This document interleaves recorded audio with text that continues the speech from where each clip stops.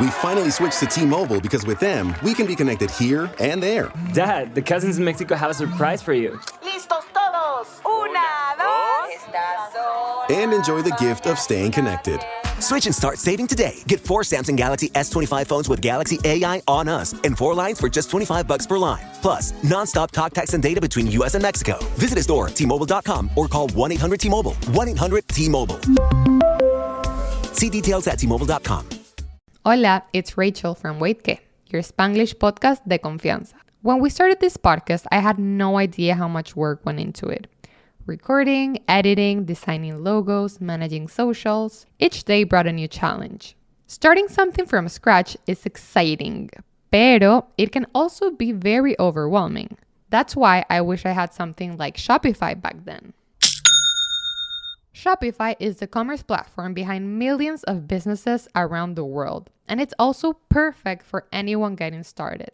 Build your online store with Shopify's professional templates, and let their AI tools help write descriptions, polish photos, and generate headlines.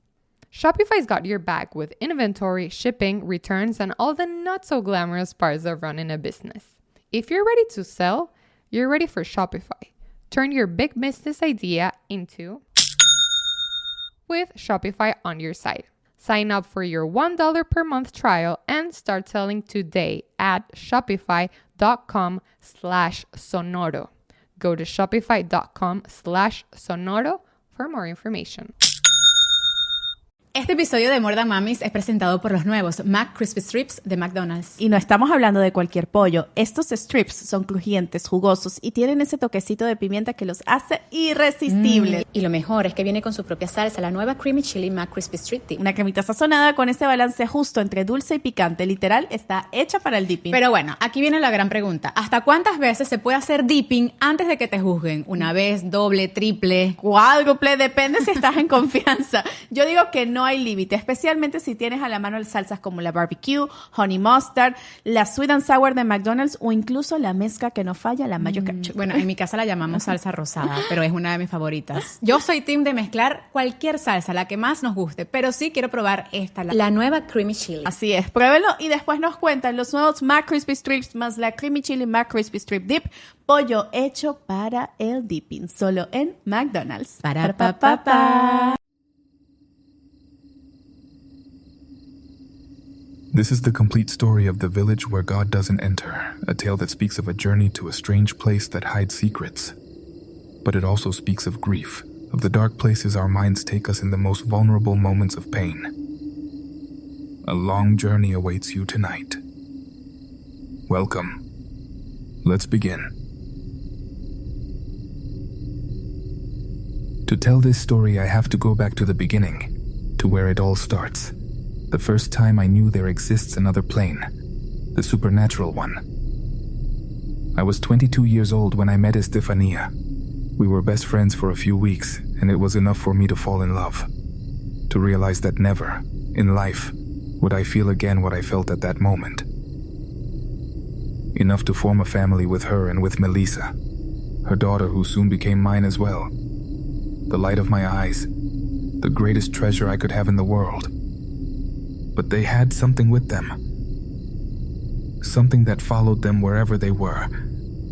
The shadow of Melissa's father, a presence that could be felt, that I could feel. Threatening, aggressive. I'm not talking about something alive. That man had died just months after Estefania decided to leave him.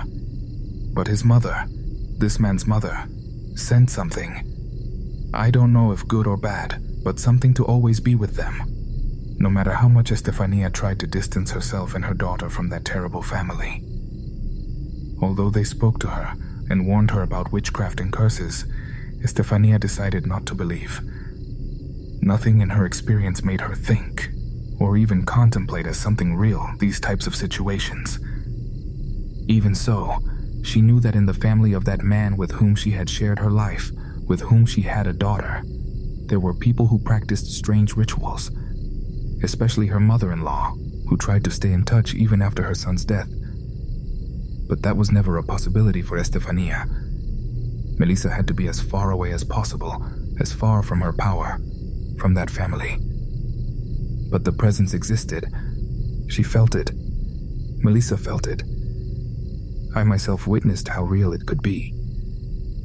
You see, I woke up one early morning when I heard Melissa crying in her sleep, which was something that happened with relative frequency. Estefania didn't wake up, so I got up to talk a little to Meli. Those bad dreams, those cries, always went away that way, with a few words to calm her and tuck her in well. She had a bunk bed in her room, and when I went in to look for her, I noticed she had left her stuffed animals on the bottom bed and had fallen asleep on top. She sometimes did that. I approached, but everything was completely silent. There wasn't a sign that she had been having one of her nightmares. I saw her so peaceful that I imagined it must have been just a dream of mine. I closed the door very gently so as not to wake her. As soon as I did, I heard crying inside. So I opened the door again, and once more everything was fine. I closed it again. The crying was there. Again I approached. It was clear that it was coming from inside. When I opened the door, it stopped immediately, as if I were seeing something that was mocking me, playing with me. I checked on Meli. For a moment I thought she might be playing with me, playing a joke, but that wasn't something she would do. She was shy and very serious. She was breathing very deeply, almost snoring. There was no doubt she was quite asleep. I thought it was my imagination. I checked the bottom bed. There was nothing but stuffed animals. I checked underneath it. Just boxes and several pairs of shoes. Not even closets or wardrobes in that room where someone could have hidden. The window was closed. No sound came from the street. It was completely calm, empty, and silent at that hour of the early morning. No, it was definitely my imagination. I left the room again, but this time I only half closed the door. And as soon as I did, something sounded. Softly, but something that caught my attention, that made me stop. Something was moving inside the room. There was something there, with Melissa. When I opened the door, I saw something that still seems to me like the image from a dream, from a nightmare. Melissa was near the edge. Her leg was floating, as if something was pulling her down, as if someone was pulling her leg to throw her off. Melissa cried in her sleep, and I ran to stop her just as she started to fall. I barely managed to do it. There was something with them, something evil. Unfortunately, as you will see, this is not their story. It's not the story of a family tormented by demons or ghosts. Unfortunately, I am alone. And this was just the beginning of my story, of my cursed story.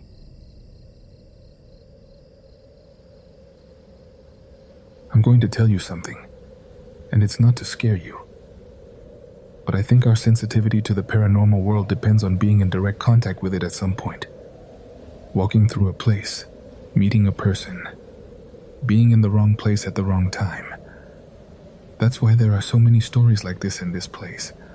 Why there are so many people who begin a tale with, "I didn't believe in ghosts," or, for me, the paranormal was just stories until it happened to me. And in some way that's how mine begins too. I suppose that night when I saw something pulling Melissa to throw her off the bed, something inside me was activated. Because from then on I began to be receptive to things around me, and especially at first to dreams. Dreams that told me things that were about to happen. Not good or bad. Simple things. Silly details, never anything important. But it didn't stop being strange, you know? Dreaming that in the afternoon I was going to meet someone I didn't like, that the package I was waiting for wouldn't arrive and was lost, that my mom would call me to tell me things about my aunts that I didn't care about, and that I wouldn't be able to hang up for half an hour despite having very important things to do. Until I came to a different dream, blurry, diffuse, strange. I want to ask you, have you ever seen the death of someone you love in a dream? worse yet. Have you seen it knowing that sometimes you have dreams that tend to become reality sooner rather than later? I had such a cursed dream where I lost everything that ever mattered to me. This is the story of a journey, however it begins at home. My name I still won't share, my dear community, but I have to tell you some things about myself. I was born, grew up, lived all my life until recently in a small city a few kilometers from Los Angeles, California. I was always very close to my Mexican side, to my mother's family. Also, not just because of family, but because of the visits I used to make with my best friend, who was like a brother, whose family was in Mexicali. In fact, back then we stayed in a room at his uncle's house that, they said, was extremely haunted. They told of a man who appeared throughout the house and always went and entered that room, but neither I nor my friend ever felt anything strange, not in the slightest. That's why I tell you, I was simply not sensitive. I was a skeptic, and that's all, but I didn't even think much about it. And there, precisely in Mexicali, I met Estefania, my friend's sister's best friend. When they introduced us, the four of us talked until very late, until dawn on one of those hot mornings there, where you keep drinking beers to bear the heat. In one night, I knew her whole story. That just days before she had managed to escape from her previous relationship, literally escape.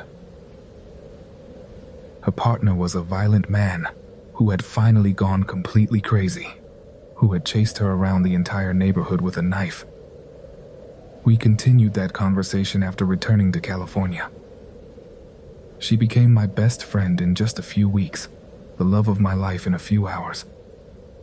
And although I always knew that she felt exactly the same for me, she needed time to detoxify from all the bad things she had experienced in her previous and only relationship. That's why for almost half a year we always went out as friends. That's how I met Melissa, my little girl, as a friend of her mother. That's how she became the light of my eyes. When she finally accepted being my girlfriend, the love we felt was already inevitable. Melissa's love for me, and mine for her, had also become so strong that we knew there was no turning back. Just a few months later, we found a perfect apartment to live together, near the sea. We couldn't see it, but we could hear it. Sometimes, when the weather was good, when the street was quiet, we would open the window to sleep listening to it. One night she received a call while the three of us were having dinner. It was her ex's cousin. I knew it was something important because Estefania answered. She never did when it was him or his family, but something in her, something that night made her respond. Okay, I'll think about bringing her. But if I do, it will be for her. Only if she wants to. Not for you, not for your family, and definitely not for him. When she hung up the phone, she took me to the kitchen, and with a mixture of sadness and relief told me that her ex had died, that he had taken his own life. I didn't know how. I didn't want to know. I think maybe she didn't know either, and it wasn't necessary. When she talked to Melissa to tell her, the girl at 4 years old was as expressionless as her mother upon finding out. The first thing she said was, "Don't make me go with them. I don't want to go to my grandma's." So the decision was simple. She sent her condolences and let them know they wouldn't attend the wake, that it wasn't healthy for either of them. Perhaps it may sound harsh from the outside, but believe me, they had reasons for not going. Besides, the family had never cared about them, about helping them, about resolving that violence they had to live with. On the contrary, they believed it was their obligation to endure it. That man, somehow, had every right to do whatever he wanted. After she called to tell them she wouldn't go, her phone didn't stop ringing all night, over and over and over again. First from her former mother-in-law's phone, which she soon blocked, then from others, from the rest of the family members, then from unknown numbers, even private ones, until she finally turned it off. As soon as she did, we heard something strange. I'll always remember it. We heard something on the roof, as if something had fallen and then had walked around up there, pacing incessantly. I went out to see the roof from the street. Nothing strange was visible. Nobody in the house next door seemed to have heard anything either. I went back in and told her everything was fine, however. I think somehow we both knew that wasn't true. From then on, I felt something strange in the house. That's when it started. The three of us felt it. A sensation that was always there but grew stronger at certain hours, in certain places.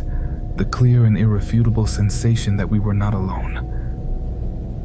Sometimes, when the three of us were in the living room watching movies, suddenly Melly would turn toward the darkness of her bedroom, at the end of the hallway. We would ask her if she saw something, if everything was okay, but she always answered that it was nothing. That's when her night terrors started, the nightmares, and we learned to live with them. Despite everything, we rarely convinced her to sleep with us. She felt safer hugging her stuffed animals. And then that happened. Then came that night when I was sure something I couldn't see wanted to throw her from her bed. That night something also awakened in me. Something was activated. First of all, I started to remember my dreams, for the first time since I was a child. Second, the dreams began to show me things, details about to happen. But that didn't scare me. I learned to live with it as I had learned to live with so many other things. I got sick. For some reason I got sick. I was so intoxicated that I spent a night in the hospital, and that night I had a horrible dream. It's very difficult for me to even share it. I think I haven't done it since then. But I'm going to trust you, and I'm going to ask for a prayer after you hear this, please. I dreamed of a car in flames, of my car in flames. I tried to approach, but the heat was unbearable. Inside it, I couldn't see anything but the fire that dried me up. I knew that they were inside. I could feel it even though I couldn't see them. But no matter how hard I tried, I couldn't get closer. I would wake up and return to that place. I dreamed it again. My discomfort was so great that at some point during the night, a nurse who came to check on me asked if everything was okay, if I needed anything. And I guess she saw me in such bad shape that she injected me with something, and I think it was then that I could finally stop dreaming. Or at least I slept so deeply that I couldn't remember. I wanted to attribute the dreams to the worry I had about Estefania and Melissa traveling alone, as they would drive from Los Angeles to Chicago to visit her grandfather. He was the only family person Estefania had left alive, and she visited him every year. For the first time, she would do it by car. Or we would. That was the plan, that we would take turns driving.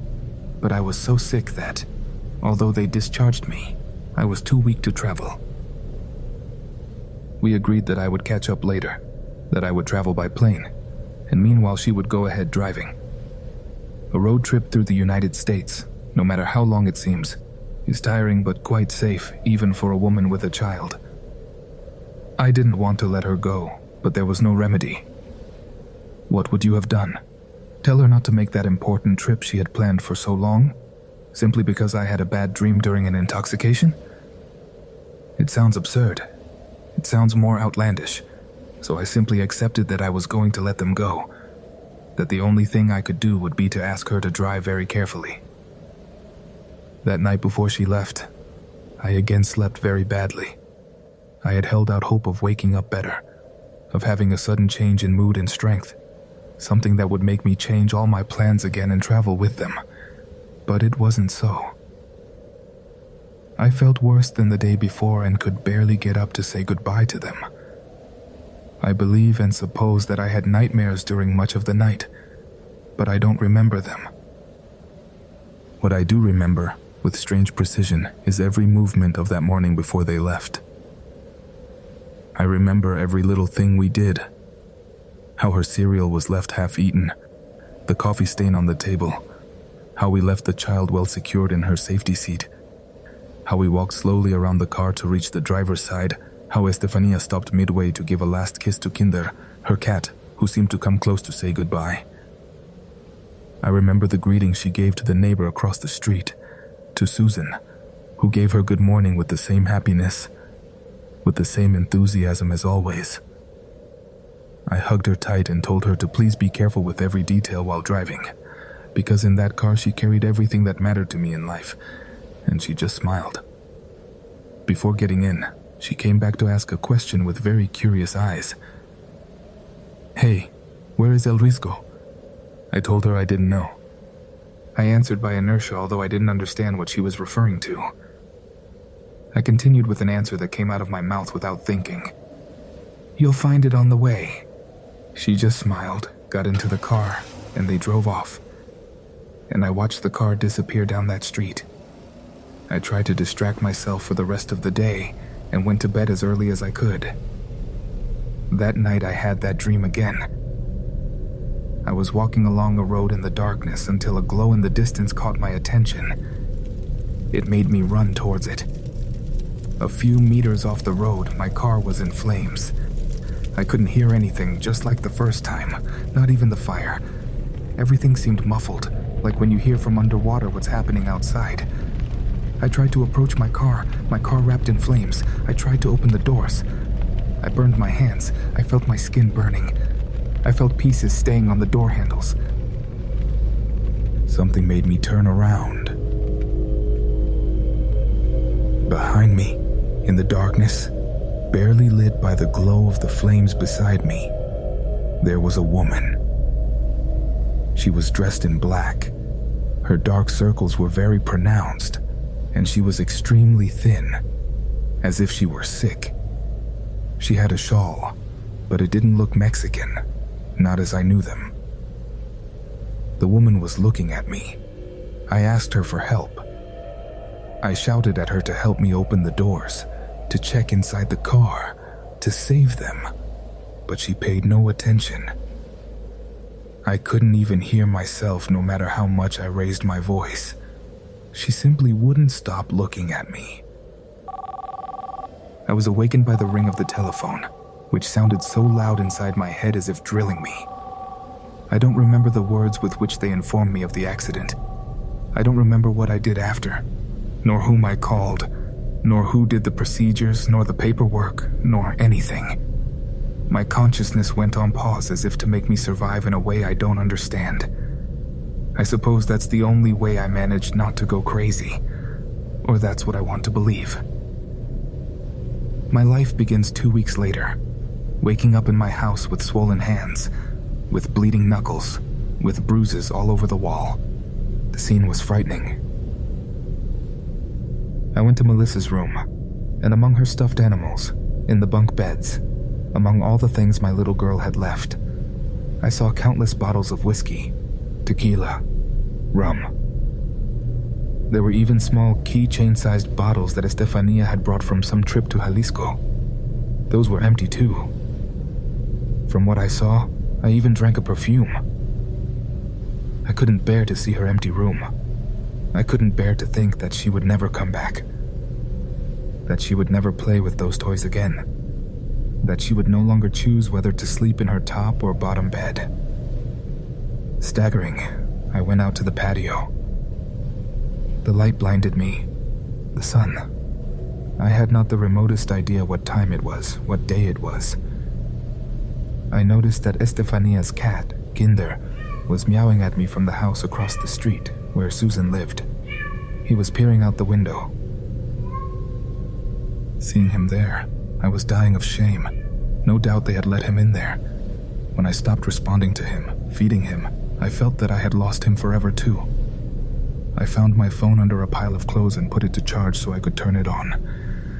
From the messages that arrived then, from hundreds of them, I realized that everyone was worried about me. That I had attended the burial, yes. That it had been a disgrace. Only then, through the messages, I began to remember. Through clouds, I remembered myself drunk, clinging to the coffins, trying to prevent them from being buried. I saw myself at night, in our now empty house, cursing God for what he had done to me, for what he had taken from me, I remember having turned toward the street through the window. I remembered having seen there the woman in black from my dreams, the one I had seen next to the burning car, but now looking out there, from across the street, below the sidewalk. I understood that surely the dreams and nightmares I had had that day had intermingled with the blurred consciousness from alcohol. I gathered all the trash I found to try to clean my house. I owed it to them. It was their house too. I wouldn't have allowed them to see it like that. I carefully stored Estefania's typewriter. She had the habit of writing letters to her grandfather. Someone told her that it was good for him, and it was a habit she kept until her last day. I didn't want to even see what she had written. It was like peeking at an unfinished thought, condemned to wander in limbo forever. I just devoted myself to cleaning. While doing so, I kept remembering. Although I wasn't sure if they were real memories or still fragments of fantasy trying to connect dots in my imagination.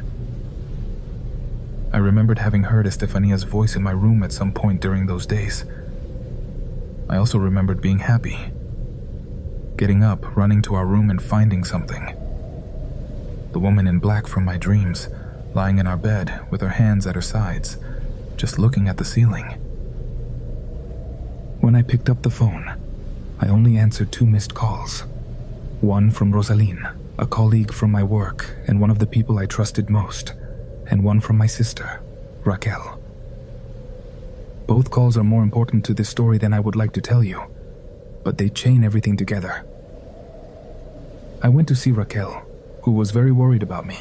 She told me that my nephew missed me, that he was very worried about the last time he saw me. I already cared about him, my nephew, and I was concerned about the last image he would have of me. But above all, I agreed to go because I needed to get out of my house, where I always felt in the company of someone I couldn't see, whom I could only feel. When I went to see them, my sister couldn't stop crying for a good while. She told me that she hadn't been able to do it since my family died. And everything came out there, suddenly. I tried to recapitulate what had happened during the last few days. I started doing it while answering my sister's questions. That's how I slowly went backward in details, day by day. Of course, I avoided talking about the woman in black, about my blurry memories, where I saw her on the street in front of my window. And so, step by step, I reached, until the day when Estefania and Melissa left the house. That last phrase from Estefania before leaving echoed in my head then. That question. Hey, where is El Risco? I told my sister about it. And why would she have asked you that? Did you ever talk to her about it? My sister asked me, who from my face could guess that I had no idea what she was referring to. She continued, Yes, El Risco. It doesn't ring a bell? El Risco is the town where my mom was born, but she never returned. It's a little town where nobody lives anymore, where only ghosts remain. If you didn't tell her about it, I don't know why Estefi would know about it. El Risco. The name began to spin in my head. While I was with her, I just wanted to go back home to think, to understand. I realized as if something finally made sense, as if a sound in my head finally took shape. We finally switched to T-Mobile because with them, we can be connected here and there. Dad, the cousins in Mexico have a surprise for you. ¿Listos todos? 1, 2. Estas son And enjoy the gift of staying connected. Switch and start saving today. Get 4 Samsung Galaxy S25 phones with Galaxy AI on us and 4 lines for just $25 per line. Plus, non-stop talk, text, and data between US and Mexico. Visit a store, T-Mobile.com, or call 1-800-T-Mobile. 1-800-T-Mobile. See details at T-Mobile.com. Hola, it's Rachel from Wait Que, your Spanglish podcast de confianza. When we started this podcast, I had no idea how much work went into it. Recording, editing, designing logos, managing socials. Each day brought a new challenge. Starting something from scratch is exciting, pero it can also be very overwhelming. That's why I wish I had something like Shopify back then. Shopify is the commerce platform behind millions of businesses around the world, and it's also perfect for anyone getting started. Build your online store with Shopify's professional templates, and let their AI tools help write descriptions, polish photos, and generate headlines. Shopify's got your back with inventory, shipping, returns, and all the not-so-glamorous parts of running a business. If you're ready to sell, you're ready for Shopify. Turn your big business idea into with Shopify on your site. Sign up for your $1 per month trial and start selling today at shopify.com/sonoro. Go to shopify.com/sonoro for more information. Hey guys, it's Andrew from the Scary Mysteries podcast, where every single week we dive into insane and creepy true crime compilations, as well as cover the most terrifying and strange news stories currently happening all around the world. And we go into all the topics you want to hear about: missing persons, killers, UFOs, and more. Best of all, we don't waste your time with any fluff or fillers, just straight and all the dark details. If you like true crime, then you're going to love us. So go check out the Scary Mysteries podcast right now. This story, Community as I Told You, is actually the story of a journey. It is the story of my visit to this place. But first I had to explain to you the moment of my life. When I returned home, I approached the house of the neighbor across the street, Susan, to ask her about my cat. I understood if she wouldn't return him to me, but I was going to see if I could at least say goodbye to him. When I saw him up close, I saw a mark on his back, similar to a burn, which almost broke my heart. I told Susan that it hadn't been my intention to neglect him, that I thanked her for saving him from me.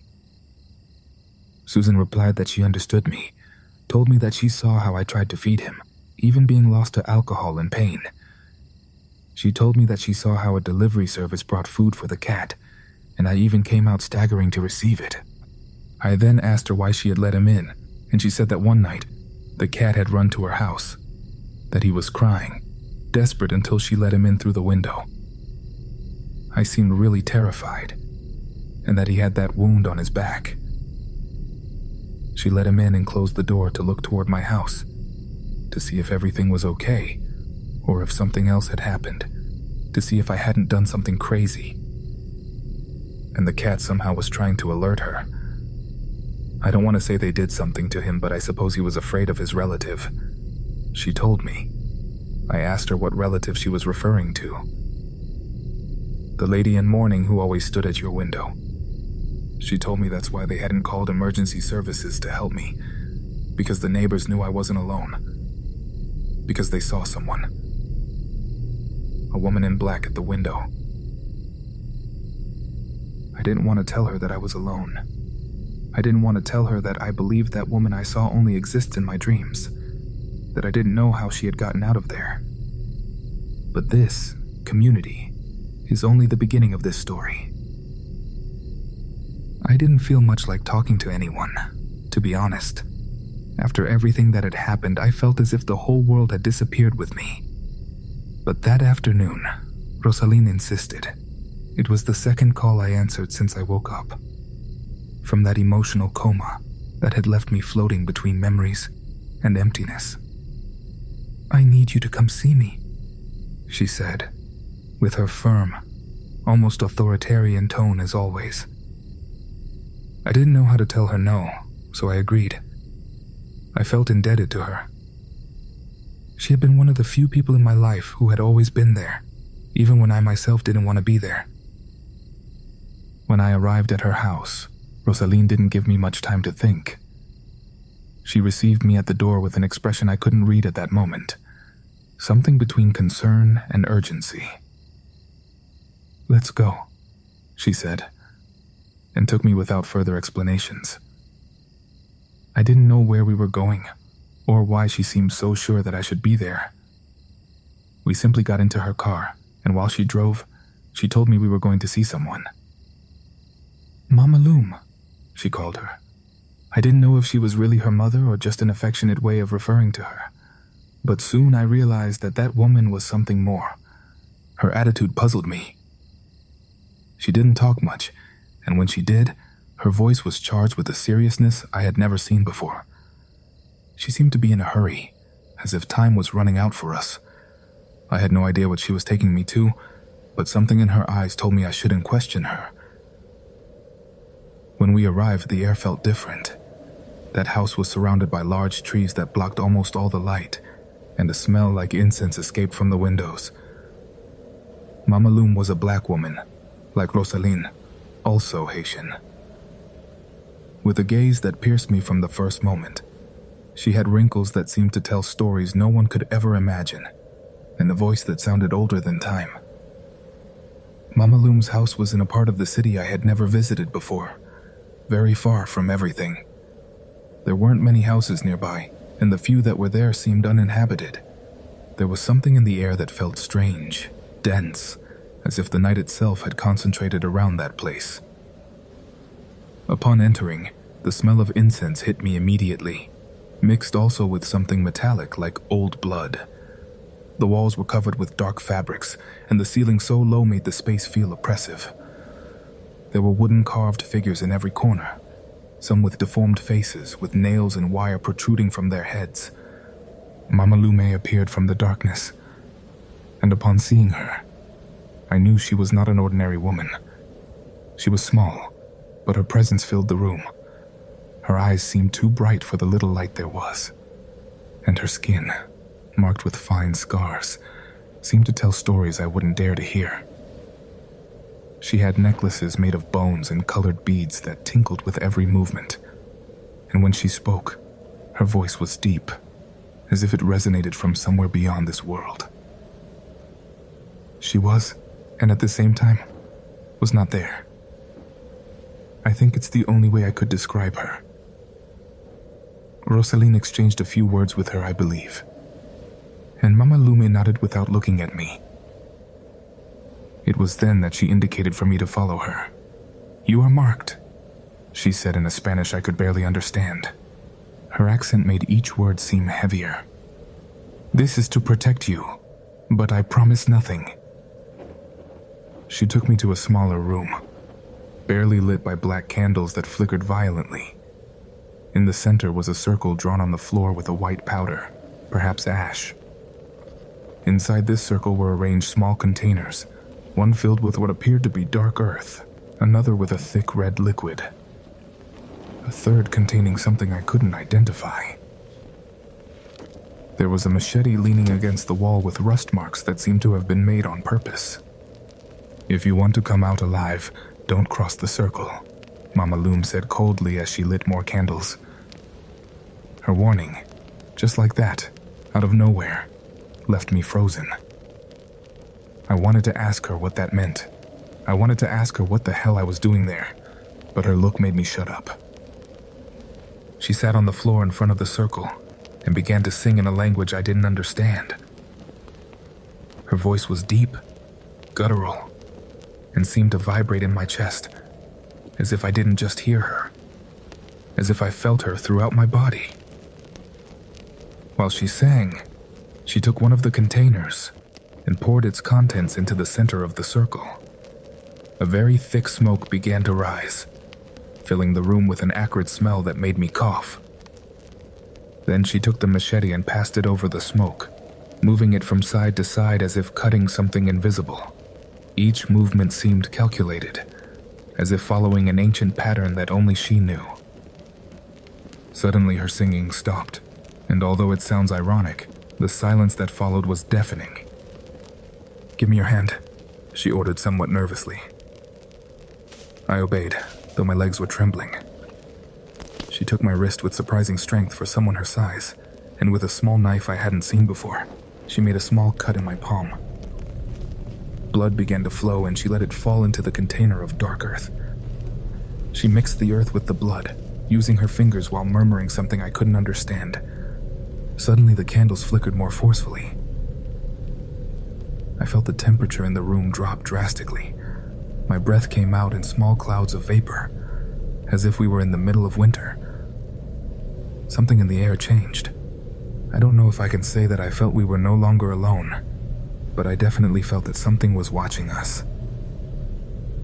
"This is not just for you," said Mama Loum, as she placed her fingers stained with earth and blood on my forehead. This is for what comes behind you. I was paralyzed. I didn't understand what she meant.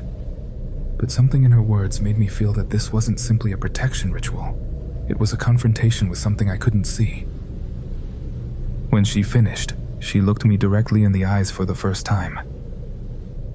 "You are no longer alone," she said in a tone that froze my blood.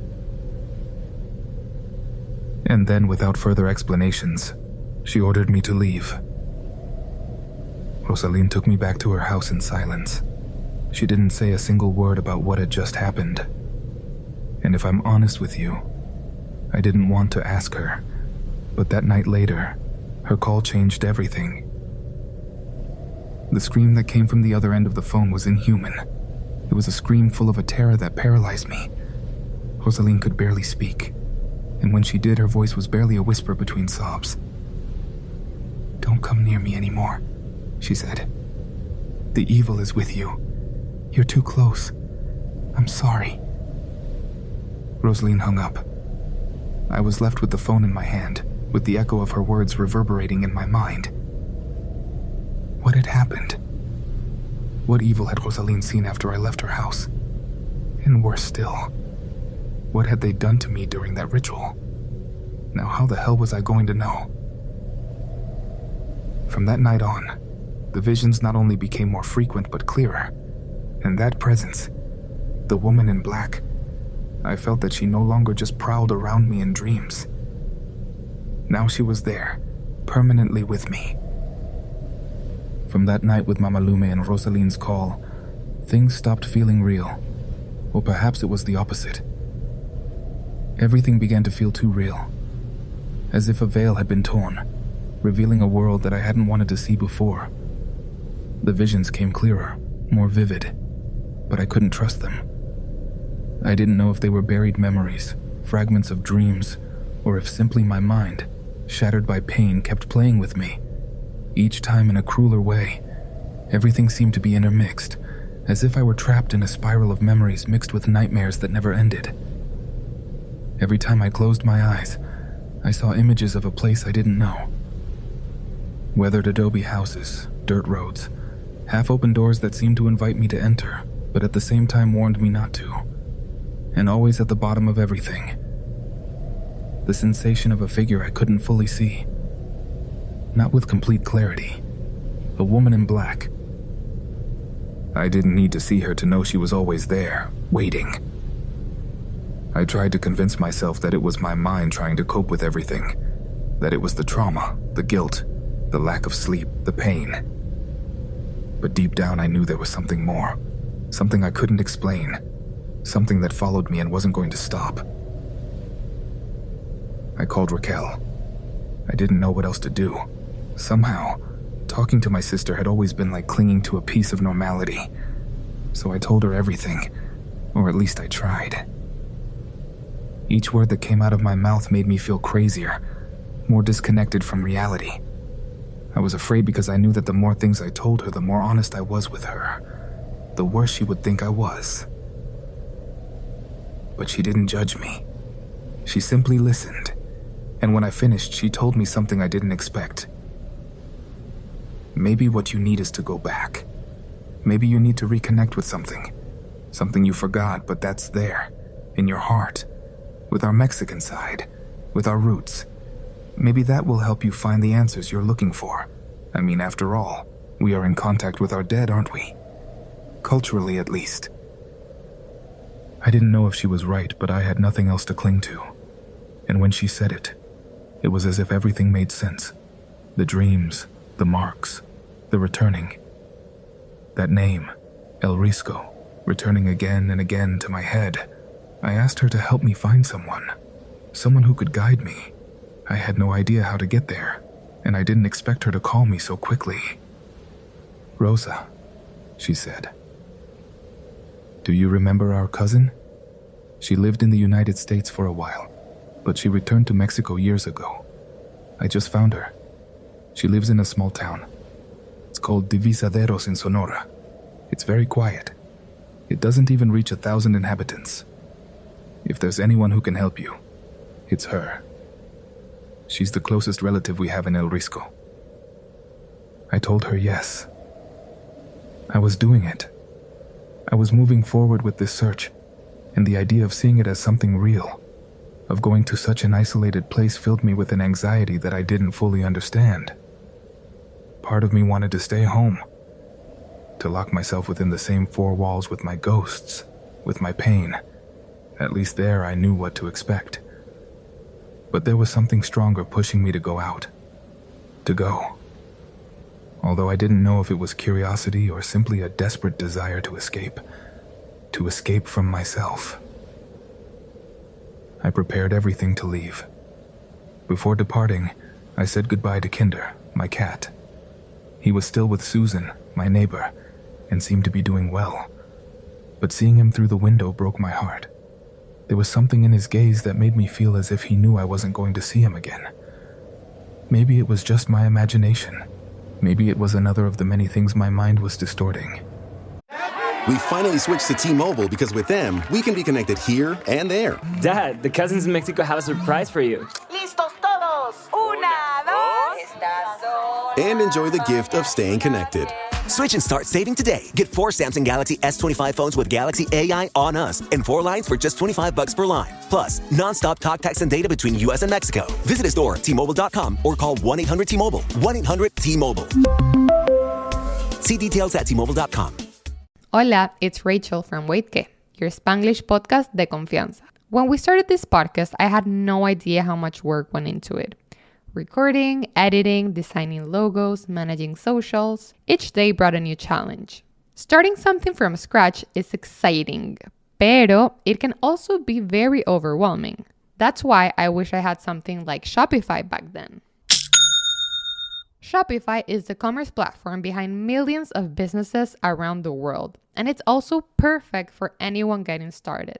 Build your online store with Shopify's professional templates, and let their AI tools help write descriptions, polish photos, and generate headlines. Shopify's got your back with inventory, shipping, returns, and all the not-so-glamorous parts of running a business. If you're ready to sell, you're ready for Shopify. Turn your big business idea into with Shopify on your site. Sign up for your $1 per month trial and start selling today at shopify.com/sonoro. Go to shopify.com/sonoro for more information. Hey guys, it's Andrew from the Scary Mysteries podcast, where every single week we dive into insane and creepy true crime compilations, as well as cover the most terrifying and strange news stories currently happening all around the world.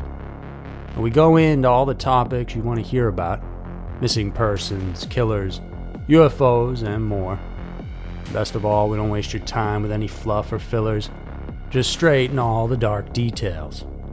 If you like true crime, then you're going to love us. So go check out the Scary Mysteries podcast right now. The first hours of the trip were calm, but even then, something in me wasn't right. When I crossed into Mexico, it was like entering a dream. The highway was an endless gray thread that seemed to lead nowhere, surrounded by arid landscapes that only accentuated my feeling of emptiness. Everything felt out of place. Every curve, every sign, every house in the middle of nowhere, every shadow that moved in the distance. The silence weighed on me. I turned on the radio, but every song, every broadcaster sounded hollow, as if they were too far away to reach me, as if they were in another world. I turned everything off, and I let the sound of the engine be my only company, although that only made my mind begin to fill the void with thoughts I didn't want to have. As I advanced, the visions began to mix with reality. Maybe I was just losing my mind. I would close my eyes for a second and see flashes of El Risco. A dark alley, a broken window, a door that opened slowly. When I opened them again, the road was still there, just as desolate. But the feeling that something was watching me, I couldn't shake it. As if someone was there, next to me, in the truck. Or as if something was following me, moving at the same speed as me. I tried to tell myself it was just fatigue, that I was seeing things where there were none.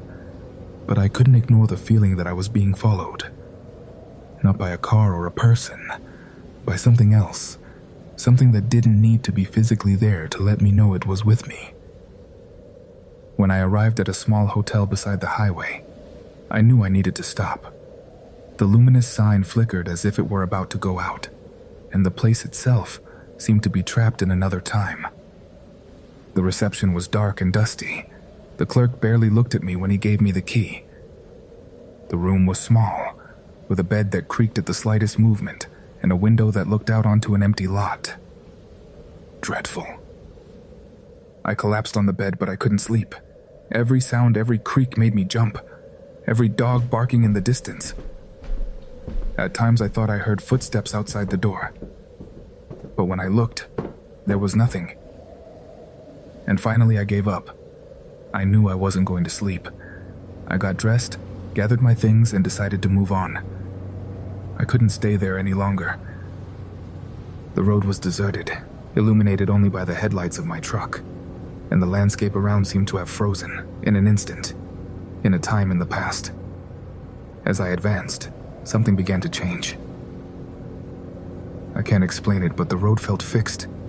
Each curve, each sign, each shadow repeated over and over, as if I were trapped in a loop. My heart began to beat faster. I didn't know if I was losing my mind or if something was really happening. It was then when I saw it. A figure crossed in front of me, engulfed in flames. I braked suddenly, feeling my chest compress. I looked around, searching for some sign that I wasn't alone. But there was nothing. Just a burnt smell that filled the air. And in the distance, an orange light that flickered in the darkness. It was a chapel consumed by fire. The road seemed endless, an infinite loop of asphalt illuminated by the headlights of my truck. I drove mechanically, without thinking, while my mind lost itself in dark and fragmented thoughts. It was as if each kilometer I traveled pushed me deeper into an abyss, one from which I wasn't sure I could escape. The landscape was the same, repetitive, the same bushes at the side of the road, the same gentle curves that seemed to take me nowhere. I felt that the world had frozen around me, that I was trapped in a dream from which I couldn't wake up. Fatigue weighed on my eyelids, but I couldn't stop. Every time I tried to loosen the tension on the steering wheel, something told me I should keep going. The engine hummed like a hypnotic mantra, and the silence of the night became a constant whisper in the back of my mind. Then I saw her. It was so sudden that I didn't have time to react. A figure appeared at the edge of the road, wrapped in flames. She crossed in front of me, staggering as if she were about to collapse. I braked sharply. The tires screeched against the asphalt. My body was thrown forward by the momentum. The air filled with the smell of burning tires, and all I could do was stare at the point where the figure had disappeared. As I got out of the truck, my heart was beating hard. The heat was palpable, as if the flames of the figure had left a trail in the air. I looked around, searching for something, anything that would explain what I had just seen. In the distance, in the twilight, there was a flickering light. An orange light that grew and extended, illuminating the horizon. It was a small chapel, an old and small chapel, completely engulfed in flames. I stood there, motionless, unable to process what I was seeing. The intense fire devouring every corner of the structure, but it didn't seem to consume it completely. It was as if the flames were alive, dancing on the walls with a will of their own. Then they appeared. The other human figures, entering and exiting the chapel with a disturbing calmness. They were women, at least 5 or 6, with clothes that looked like nuns' habits. They were all wrapped in flames, but they didn't scream or run. They walked with a disturbing seriousness, carrying objects in their hands. "Hey!" I shouted, my voice resonating weakly in the air. "Do you need help?" One of the figures stopped, slowly turning her head toward me. I couldn't see her face among the flames, but I felt her fixed gaze, piercing me. For a moment I couldn't move, I don't know what made me think. Maybe it was the need to verify that all this was real, to understand what I was seeing. So I took a few steps toward the chapel, feeling the heat of the fire on my face. "What are you doing?" I asked, my voice trembling. The figure that was looking at me turned again and continued toward the chapel. Another one came out of the building carrying something wrapped in a black cloth. I couldn't make out what it was, but it seemed heavy, as if it were full of something that moved. The air filled with an acrid smell, a mixture of burnt wood and something else. A smell that I recognized. A metallic smell like the one in Mama Loom's house, of old blood. My throat closed. My instinct finally took control. I backed away, stumbling over my own feet, and ran back to the truck. I jumped in, started the engine and accelerated without looking back. My hands were shaking so much that I could barely keep the steering wheel under control. But I didn't stop. I couldn't stop. I don't know how long I drove before seeing the lights of a small town. I stopped the truck in front of a store that was just beginning to open and got out, staggering. My heart beating very hard. I felt like it was going to burst out of my chest. My mind was still chaos. Before reaching the people at the store, I saw 2 soldiers patrolling nearby and ran towards them. Without worrying about how crazy I might seem, I shouted at them. "They're burning! There's a chapel on fire on the highway! There are people burning!" The 2 looked at me with disbelief, but one of them, younger, seemed alarmed. "Where?" he asked with a frown. "A few kilometers back, just near a turnoff. You have to come with me. I'll take you." They hesitated, but finally agreed. I got into their patrol car, trying to calm my breathing while guiding them back to the place. But when we did, dawn was beginning to light up the sky, and the chapel was no longer there. All that remained was a fence of burnt black wood surrounding an empty lot. I remembered the fence. I remembered touching it, but there were no signs of anything else. Neither of the fire, nor of the figures I saw in it. I noticed that one of the soldiers sniffed the air. He muttered something I couldn't understand at that moment, but that I understood later. "It smells burnt, comrade," he said in a low voice. The other looked at him with a severe expression, as if he wanted him to be quiet. He gave me a distrustful look and got back into the patrol car, without saying another word. As we drove away, I looked one last time toward the fence, and at the edge of my vision, out of the corner of my eye, just where the shadows began to fade, I thought I saw something. A woman in black, watching as we drove away. Divisaderos was not a place you arrived at by accident. As the truck advanced along the dusty road, I saw how the landscape became more arid, more inhospitable, until the first houses of the town appeared like a scattered collection of half-fallen structures.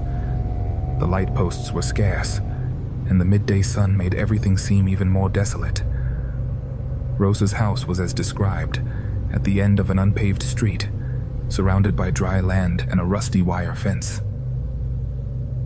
When I got out of the truck, I was greeted by her children, 2 boys with deep gazes, a silence that made me nervous. They observed me closely, as if they were trying to understand something about me. But they didn't say a single word. "They're very shy," said Rosa, although her voice seemed more tired than reassuring. She invited me in to rest, and while she showed me the house, the children continued to watch me from the doorway, motionless, as if they were small statues. The place smelled of earth and dampness, with walls decorated with old photographs and crucifixes hanging in every corner. But it didn't give me peace. There was something oppressive in the atmosphere, as if there was less air there than outside. During the meal, I tried to start a conversation with Rosa, but her answers were very short, measured, as if avoiding speaking more than necessary. Finally, after a long silence, she said what she had been avoiding. "If this seems like a ghost town to you, cousin, wait until you get to El Risco. I don't even know why you want to go there. There's nothing good walking in that place anymore." Her words made the silence in the table grow heavier. Her children stopped eating and stared at me, as if they were waiting for something from me. A response. "I'm not going as a tourist. I'm not going for something good," I finally replied. "I'm going because I have to go." Rosa didn't answer, but she looked at me with a mixture of pity and concern. That night, when fatigue finally overcame me, I lay down on an old cot that Rosa had prepared for me in one of the rooms. I don't know how much time passed before I felt a hand shaking my shoulder.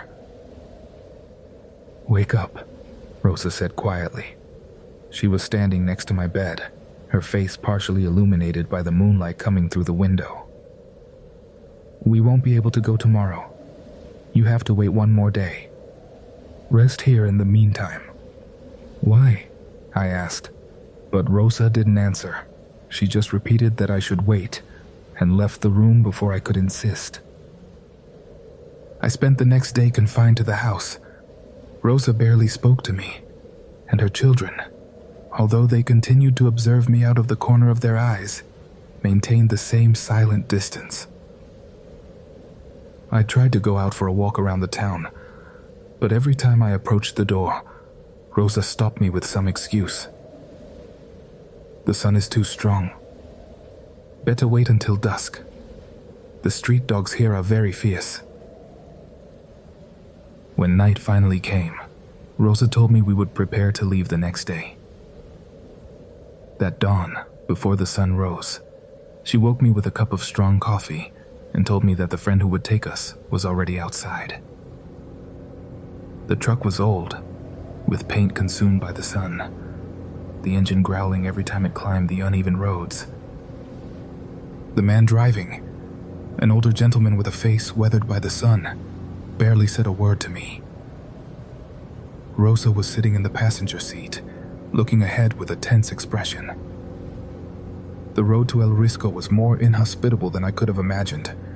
The rocks and loose soil made the truck sway dangerously. Every so often it gave the impression that it had reached its limit, and the landscape seemed to become more arid with each kilometer we traveled. There were no signs of life, neither animals nor people, only a silence that grew deeper as we advanced.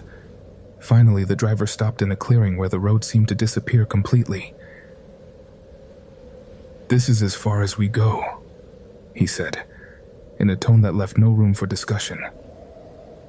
"Hey, but is it safe to walk from here?" I asked. The man just looked at me with a raised eyebrow, as if it were an absurd question. Rosa got out of the vehicle and handed me a small bag with water and some food. "Whatever you're looking for, I hope you find it quickly and come back. We'll be around here at 4 in case you want to leave, okay?" she said without looking me in the eyes. Before I could respond, the man started the engine again, and the truck began to move away, raising a cloud of dust that quickly dissipated in the air. I stood there alone, with the sun beginning to rise on the horizon.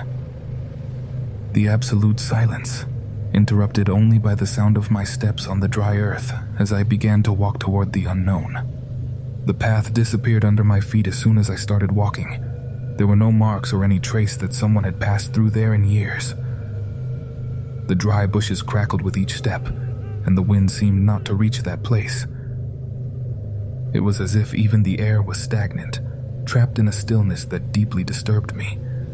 With each meter I advanced, the sensation of being watched grew stronger. I looked over my shoulder every few steps, but I always found the same desolate landscape. Dry earth, trees twisted by time, with a total absence of life. Rosa had asked me a question that now echoed in my head. As I adjusted the backpack on my back and the driver started his truck, she had taken me by the arm and said quietly, "Are you sure about what you saw? All of it? Sometimes pain makes us see things that aren't there. Maybe what you're looking for isn't here." I had nodded without answering her. What could I say?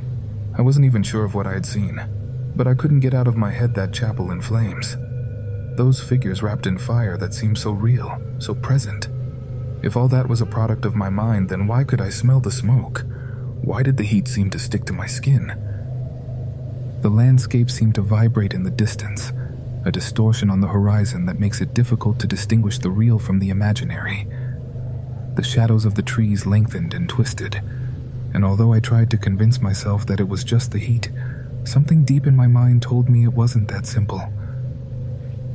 I walked for an hour, or at least that's what it felt like. Time slipped like a slow river, and each step seemed to immerse me more deeply in a sense of isolation that chilled my blood. It was then that I could see it. At first, I thought it was a tree, a shadow among the bushes. But as I approached, I realized it was something else. A motionless human figure, right in the middle of the path. "Hello!" I shouted, my voice resonating in the still air. There was no response. I took a few more steps with my heart beating hard in my chest. The figure was still standing there, with its head tilted to one side. It looked like a man, but his posture was unnatural, as if he had no weight, as if he were floating, though he was touching the ground. When I was a few meters away, I stopped abruptly. Whoever was standing there was covered with a dark cloak that seemed to absorb the sunlight.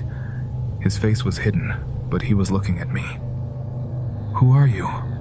I asked. The silence was so deep that I could hear my own breathing, rapid and uneven.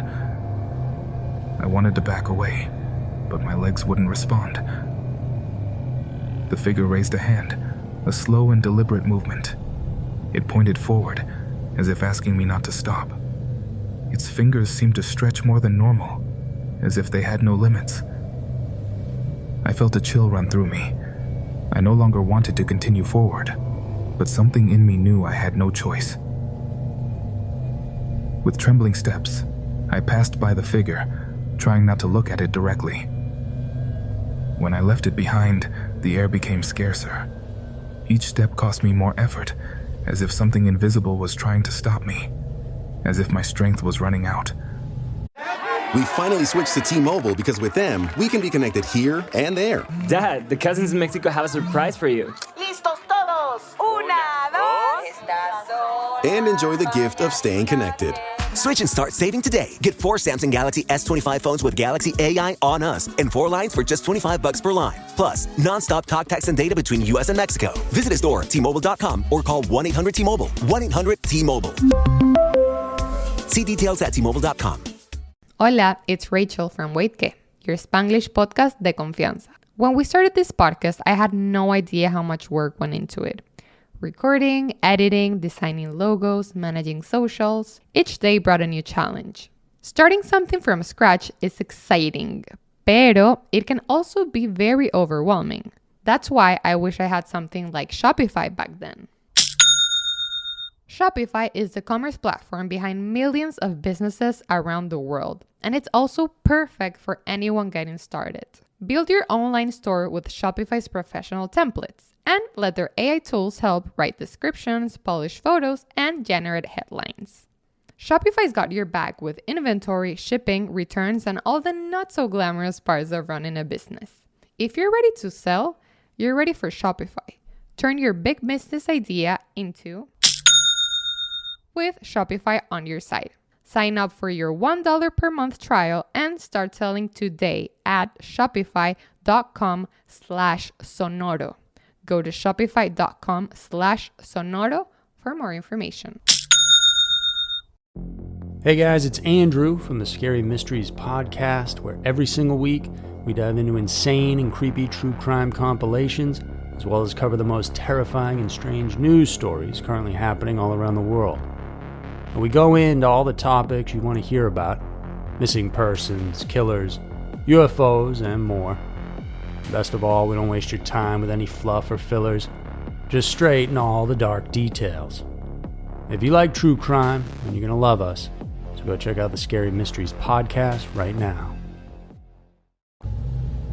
Finally, I reached the top of a hill and stopped to catch my breath.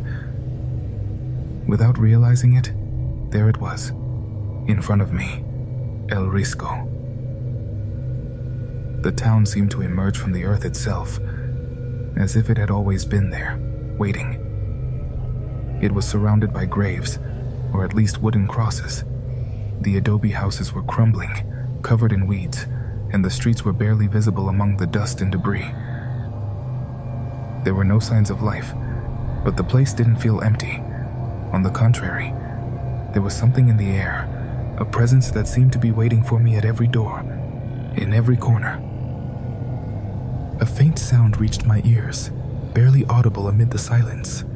It was a whisper, a distant voice that I couldn't understand, but that called to me as if coming from among the abandoned houses. It was a girl laughing. I could have sworn it sounded like Melissa, my girl, the light of my eyes. But I couldn't fall for that. I couldn't let myself be overcome by the memory in my brain that had not yet finished waking up. The sun seemed to hide quickly.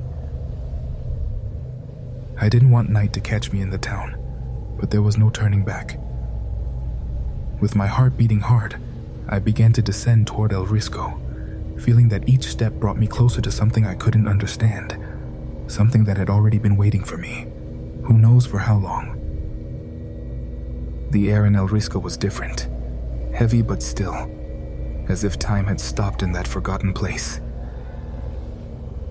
As I crossed the boundary of the town, a strange sensation invaded me. Fear, yes, but also something deeper, something that bordered on longing. It was a contradictory feeling that was hard for me to understand. Perhaps the last time I felt something similar was when I still had Melissa, Estefania, with me. I couldn't help but wonder what I was really looking for. That question swirled in my head, while my feet moved one after another automatically, as if by reflex. What did I expect to find there, in a place that seemed to have been devoured by oblivion? But I kept moving forward. I followed the echo of that laugh that couldn't be hers, but was. The town was in ruins. The adobe and wooden houses were empty shells, and the streets a jumble of dust and stones from abandoned bicycles, as if they had been left in a hurry. There were no signs of life, really none. Not even the buzz of an insect. A complete, uncomfortable silence, as if even nature had abandoned that place. Then I saw it a few meters ahead, a small house at street level, with the door boarded up with old wooden planks. It seemed abandoned for decades, but a faint light filtered through a hole in the wooden window. I approached cautiously and knocked on the window. "Hello?" I called. I heard my voice resonating in the still air. Immobile. Dead. For a moment there was no response. Only the echo of my own voice bouncing off the empty walls of El Risco.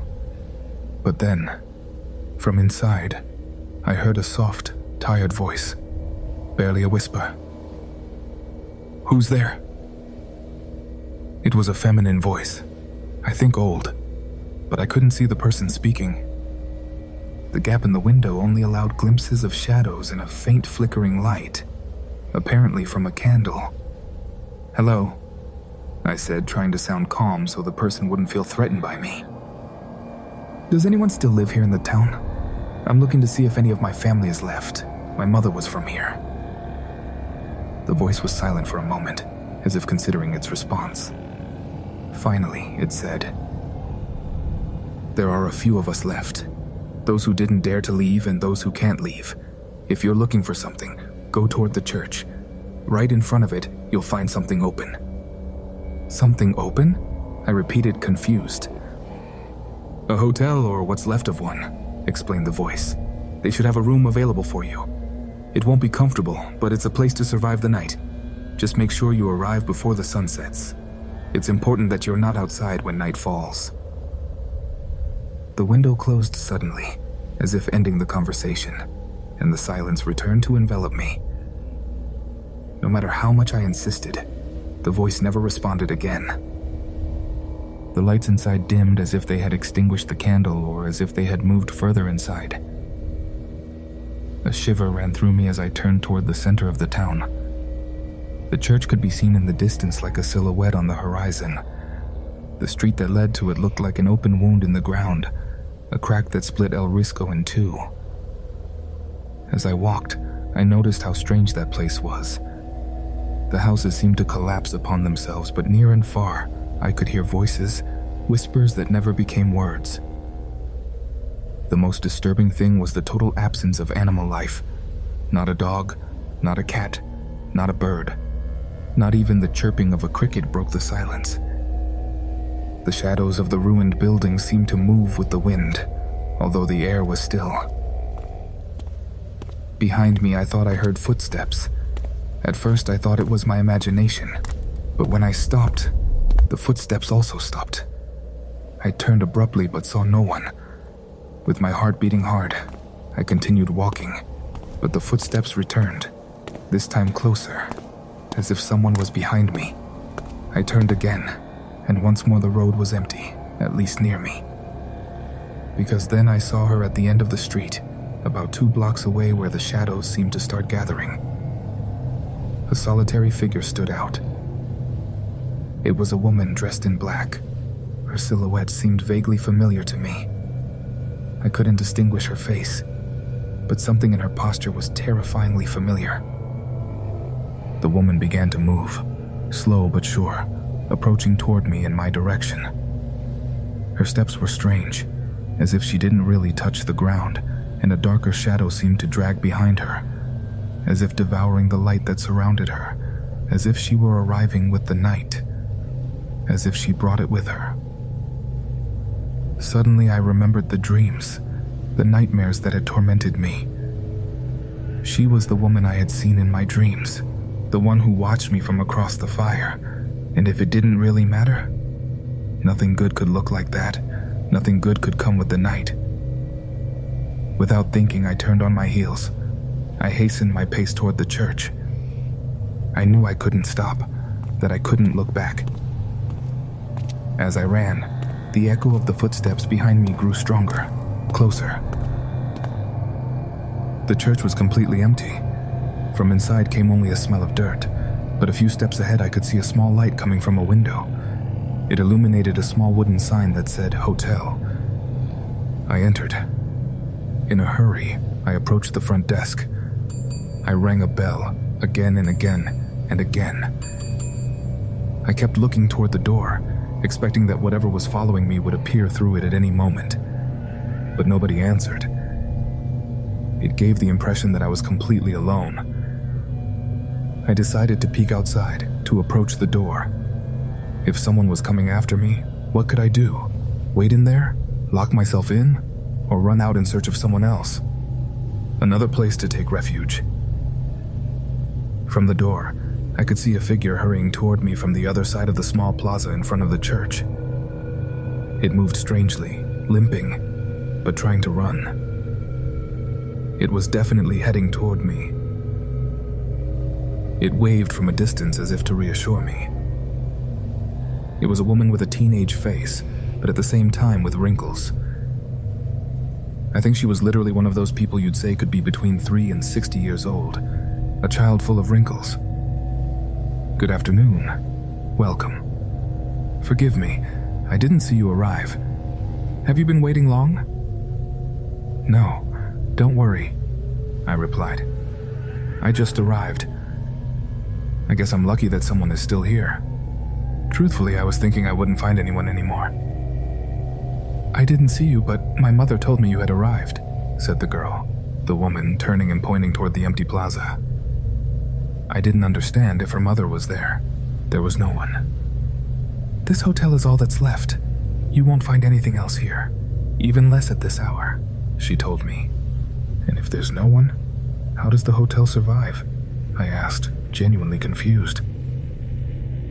Someone is always arriving here looking for their people, but there's no one left. Most of those who come didn't even know El Risco. I couldn't help but notice a hint of mockery in her tone. And if it was, she was also mocking me. She charged me a few pesos in cash. Then she went out with me. The entrance to the room where I was going to stay was not there at the reception, but further ahead. It opened onto the street. It was a heavy wooden door followed by a steel gate door that led to a hallway. a couple of meters long that ended in wooden stairs that seemed to collapse with each step. She gave me a heavy padlock and its key and told me to put it on the steel street door before dark. The woman told me not to forget to close it for any reason, to go to my room to rest and not to go out again. I told her I hadn't eaten all day, that I wanted to look for something for dinner. Again, that laugh appeared. That mockery. She told me there was nothing out there for me. She went to the offices and came back with a bag of rolls and a bag of cookies. Both expired more than a year ago. She told me they wouldn't harm me, that she had been eating them for some time and they were fine. That and a jug of water was all I would have to get through the night. Before leaving and reminding me to put on the padlock, she told me something that left me thinking again, that none of this was a good idea. No one will come at night for anyone, not even for me. The warning from the woman at the hotel echoed in my head as I blew out the candle and lay down on the hard bed that creaked under my weight. I told myself that tomorrow would be different, that I could look for answers, but I knew that was a lie. I had no idea what I was looking for. Maybe I didn't even know. It was easier to repeat the excuse that I was looking for my family, though that only filled the void with some sense. I closed my eyes for a moment, but the oppressive sensation of El Risco wouldn't let me rest. I could feel it throughout my body, as if the air itself refused to move, as if it enveloped me in an oppression that seemed physical. I got up and approached the window. Through a crack in the wood, I could see the dark streets of the town. From that height, on that second floor, the view encompassed more than I had imagined. El Risco was larger than it seemed at first glance. It wasn't just a handful of scattered houses. It was an entire town spread out on the horizon, like an immobile shadow. I counted the lights on, 7 in total, scattered like dying stars in a sky of ruined earth. There were people there. Or at least, that's what I wanted to believe. But in the silence of the night, those lights seemed more like eyes that watched, that had been waiting for me. Suddenly, the sound I had been hearing since I arrived returned. That unmistakable laugh. The laugh of a girl, light but full of echoes as if it traveled through an eternal tunnel before reaching me. A knot formed in my chest. It couldn't be her laugh. It couldn't be Melissa's laugh. But the resemblance was so terrifying that my legs trembled again. The laugh faded. In its place, a cry rose in the air. It was the cry of a woman. Heartbreaking and deep, as if something were tearing out her soul. Apparently, upon hearing it, the distant lights began to go out one after another, until only darkness remained. I hurried to extinguish my candle as well, remembering the words of the woman at the hotel. Without electricity, the candle was my only source of light. But now darkness seemed to be the only protection. I went back to the window and looked outside, hypnotized by the blackness that now dominated El Risco. By that absolute blackness. I had never felt anything like it. It was as if the world had ceased to exist, as if I were floating in a void, without time or sound. For a moment I thought, this is death. This is what death feels like. There is nothing more. A noise in the street broke the stillness, and I was paralyzed. It was a rhythmic sound, as if someone were gently pushing the wooden door in the gate secured by the padlock. A knock, knock, knock. That was barely audible, but that pierced the walls of the hotel like a knife in my chest. I approached the other small window that faced the church. It was very dirty, very opaque, but from there I could see the hotel sign, dimly illuminated by a flickering light. The street looked like a stage, barely illuminated enough to show a small square of reality in the middle of nowhere. Then I just saw out there. Something moved at the edge of the light, crawling slowly across the ground. At first, I thought it was an animal, but the shape was too large, too twisted. Its body was long and thin, with elbows that protruded at strange angles pointing upward, as if it were trying to get up but couldn't, and was just dragging itself. The creature seemed to be covered in dust, as if it had emerged from the earth itself. I couldn't tell if it was a man or a woman, or even if it was human. Its body seemed to merge with the ground, crawling as if gravity were crushing it against the earth. Then came the smell. That unmistakable smell of burning, as if something or someone were being consumed from within. I got under the covers, trying to block everything out. The smell, the sounds, the fear that now invaded me. But no matter how much I covered myself, the voices began to fill the air. First, distant like a whisper I could barely distinguish. Then clearer. Another voice followed, more high-pitched, more childlike. It was the girl's laugh, but now transformed into words I could barely understand. Come with us. Come with us. I covered my ears with my hands, pressing hard as the voices mingled in a cacophony that filled every corner of my mind. They were out there. I tried to convince myself that they weren't real, that it was all my imagination. But then I heard something else, something that froze my blood. The voices weren't just calling me. They were asking me to open the door. No, I screamed, though my voice was barely a whisper in that overwhelming silence. But the voices didn't stop. They grew louder, more insistent, until it seemed that the walls themselves vibrated with their echo. I knew I couldn't open, that I shouldn't open. But then an idea slipped into my mind. One that I couldn't ignore. What if they really are them? What if it's Melissa asking me to open for her? My hands wet, the padlock trembling while the voices continued to call me from the other side. I opened the door. There was no one, but a smell of burning filled everything. A smell that made me feel that nothing was a dream, that everything was much more real than I wanted to believe. Why did I feel they were so close? Why did I feel they were there?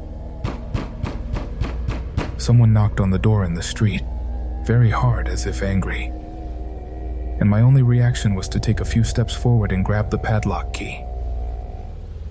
"Good evening," I heard the voice of the hotel woman say from the other side of the door. "Everything okay?" I replied. Then there was a long silence. Too long. "Open the door, please. I need to tell you something," the voice told me. "You told me not to open for anyone until tomorrow. Whatever you need, we'll see to it in the morning," I replied and heard how the voice behind the door muttered something angrily. "Your daughters died because of you, stupid kid." The voice behind the door was no longer exactly that of the woman.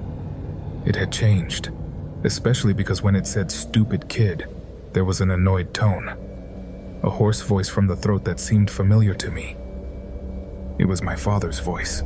Among the few things he spoke in Spanish, he had learned a phrase that bothered me that he loved to use against me. "Stupid kid." I observed carefully. A small halo of light seeped under the door, allowing me to see the shadow of whoever was on the other side. It clearly showed me how it moved away from the door, but it didn't seem to walk. The shadow, at least what I could see in the shadow, made it appear that what was behind the door moved away floating. "It's a dream. It's a dream. Nothing more," I repeated to myself over and over. I'm still not well. I haven't recovered.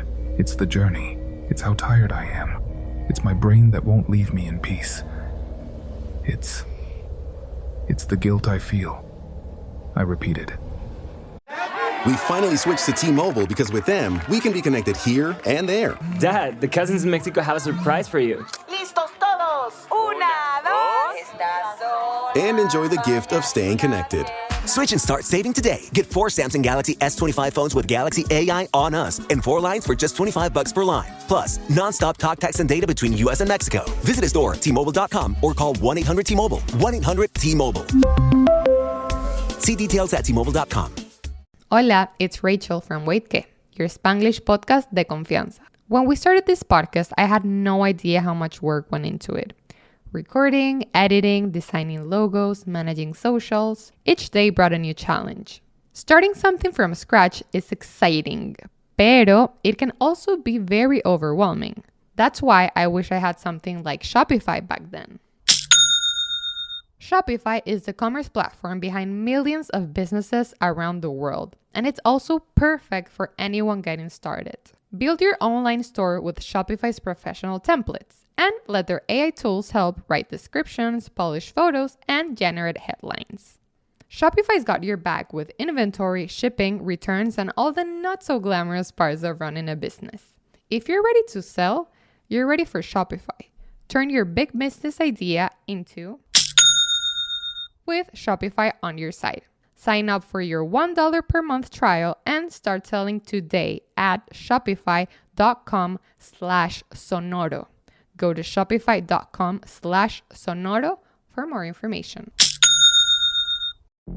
Hey guys, it's Andrew from the Scary Mysteries podcast, where every single week we dive into insane and creepy true crime compilations, as well as cover the most terrifying and strange news stories currently happening all around the world. And we go into all the topics you want to hear about: missing persons, killers, UFOs, and more. Best of all, we don't waste your time with any fluff or fillers, just straight in all the dark details. If you like true crime, then you're going to love us, so go check out the Scary Mysteries podcast right now. I ran back to the second floor to my room. The curtain was wide open, and I could see something on the opposite roof. First, I saw it very blurry through my tears and the darkness. Then I could identify it more clearly. 2 points of brilliant white that gradually took shape. 2 eyes wide open, bulging. In front of me, on that roof, a head appeared. A completely charred head, without eyelids to hide the intensity of its gaze, sticking out a grotesquely long tongue, like a cow's. I knew that the darkness, the silence, the total absence of any stimulus, was playing a macabre joke. I remembered something I had read once about experiments in sensory deprivation chambers. I moved away from the window with my body trembling and looked for something, anything that would help me measure time. But I had no watch. There was no electricity, and my phone had been dead since I arrived in Divisaderos. What time was it? I couldn't know. I only felt that time had stopped, but the night would never end. I wasn't going to sleep. I already knew that. Fear had taken possession of every muscle in my body, of every thought in my mind. All I could do was sit on the bed, listen to the silence, and wait. Outside, behind that curtain, was something. Something that didn't want me to be there. Something that was waiting for me. And I, trapped within those 4 walls, with the night closing like a fist around me, could do nothing to stop it. El Risco. El Risco. I was trapped there forever. El Risco. El Risco. El Risco. El Risco. El Risco. El Risco. I woke up in my bed. I woke up to the sound of Melissa's laughter in the living room. The light of my life. My girl. I got up and saw her pass by. I couldn't see her face. For a moment, I remembered what had just happened. I fell asleep in the hotel, hearing more and more strange things walking out there, approaching the hotel door, climbing up to the window. Suddenly I felt something. I felt the woman in black in the room. I felt her close to me, pointing me to the door. Without opening my eyes, I felt myself stand up. I walked toward the door, obeying her, and I woke up, in my bed. The sun was entering timidly through the blinds, and everything seemed so terribly normal that for a moment I thought I had escaped. I really believed it. But the echo of El Risco continued to resonate in my mind like a constant buzz that I couldn't ignore.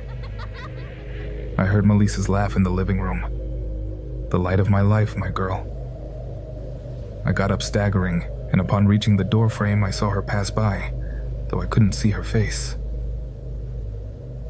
"What is that you keep repeating?" asked a voice behind me. Estefania's voice. I turned toward her.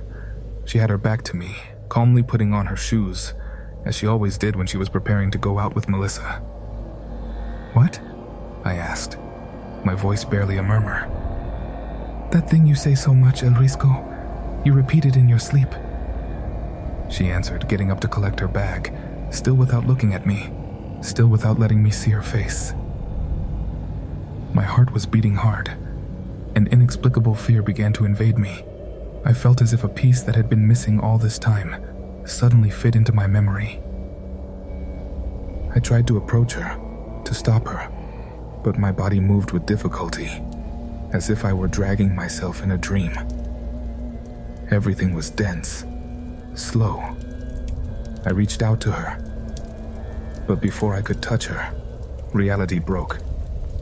The heat, the fire suddenly, the smell of burning. It all came in an instant. Devouring. El Risco. I always returned to El Risco. Then I saw it all in a blink. In a second, I experienced the pain. In a second, I was inside that burning car. Everything was light. My eyelids had burned. Everything was pain.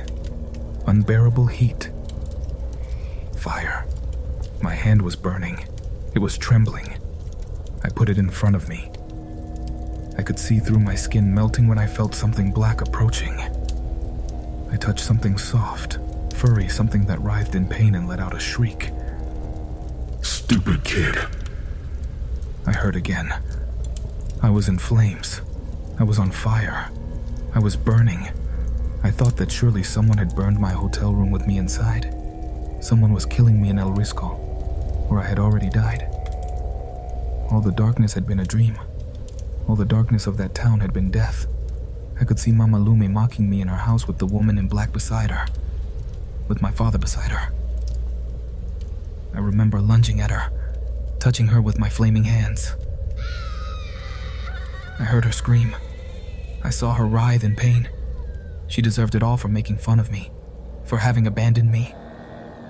Someone was knocking very hard. A voice. Someone was talking to me from the street. "Are you okay, sir? Are you okay?" The voice of the hotel woman was shouting at me from the street door. It was night. I got up and opened the thick curtain of the window. It was already day. El Risco was outside, a little more alive than yesterday. I went out to open the door for the woman. Her face was shocked when she saw me. She told me I looked terrible. The sun hurt me. My skin felt like it was burning as if I were badly sunburned. I told her I would leave the room right away. She asked me with a smile if I was going to look for my family, and I confessed that I had no one left there anymore, that I didn't know what the hell I was looking for, but that I didn't want to spend a single moment more in that place. I collected my things and walked a couple of steps in the sun to reach the reception, and it burned me terribly. The woman took off a kind of shawl from her back and told me to cover myself with it, that it was her mother's, but that I should take it, that I would need it on the road. I asked her about the people in the town. I told her I saw some lights on at night. Almost all the people left here are people like you who came looking for something, since this was a ghost town. Here the dead aren't so dead, and the living aren't so alive. Don't you feel it? There are people who find something here that isn't anywhere else, the opportunity to peek a little bit to the other side. I thanked her. I left. I walked back down that street that split El Risco in two. I found the first house in the town, the one where I had been given information about the hotel. But there was no sign of anyone. I wasn't in a hurry to say goodbye either. I don't know how I walked the right path if I was completely covered with the black cloth protecting me from the sun. Then I heard a car approaching. It was a large new truck with Arizona plates. I tried to uncover my face a little, thinking I might scare whoever was approaching, thinking that I must have looked like a specter. The truck stopped beside me. "Hey, buddy. Do you know which way is El Risco?" he asked me. I pointed in that direction behind me, trying to warn that there was nothing there, but I couldn't utter a single word. The truck continued on its way, and I on mine, until I found a familiar sight. The truck that had taken me there, my cousin's friend. I don't know how I got in. The next thing I remember is waking up again in Divisaderos, not knowing how much time had passed with those quiet children, sitting near me, curious. My skin still burned, as if I were burning from within. I remember that I started crying when my cousin told me that my sister would arrive that same afternoon, that she was already on her way to get me, that she was already coming. I cried. I cried a lot. Again, like a child who just wanted to go home. Sometimes, somehow, I wake up inside my dreams, in that hotel room. Sometimes, within that dream, I also wake up and I'm at home with Estefania, with my girl. Sometimes I wake up and I'm drunk, crying, breaking everything. And I feel that there is something close to me. I feel that she is there, the woman in black. Thanks to my sister, I have been overcoming everything, and to my psychologist and my psychiatrist. They have all been explaining to me with their words, with their thoughts, what I have experienced. At least they are trying. I take it all in a good way, seeking to understand, but aware that no one saw what I saw. That no one felt it. The most difficult thing, what I deal with most often with my psychiatrist, is a desire that sometimes comes irrepressibly. The desire to return, to spend another night in the town. I still don't know if my psychiatrist is convinced that El Risco exists. I told you, community, at the beginning of my story, that this is the story of a journey. It is. It's the story of a journey that I think I'm just beginning. Anyone who has lost someone they love, a piece of their life, knows what I'm talking about. Someday, we will meet again.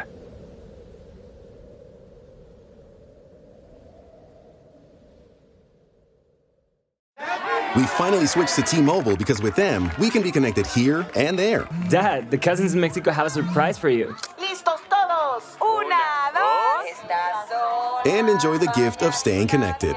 Switch and start saving today. Get 4 Samsung Galaxy S25 phones with Galaxy AI on us and 4 lines for just $25 per line. Plus, non-stop talk, text, and data between US and Mexico. Visit a store at T-Mobile.com or call 1-800-T-Mobile. 1-800-T-Mobile. See details at T-Mobile.com. Hola, it's Rachel from Wait Que, your Spanglish podcast de confianza. When we started this podcast, I had no idea how much work went into it. Recording, editing, designing logos, managing socials. Each day brought a new challenge. Starting something from scratch is exciting, pero it can also be very overwhelming. That's why I wish I had something like Shopify back then. Shopify is the commerce platform behind millions of businesses around the world, and it's also perfect for anyone getting started.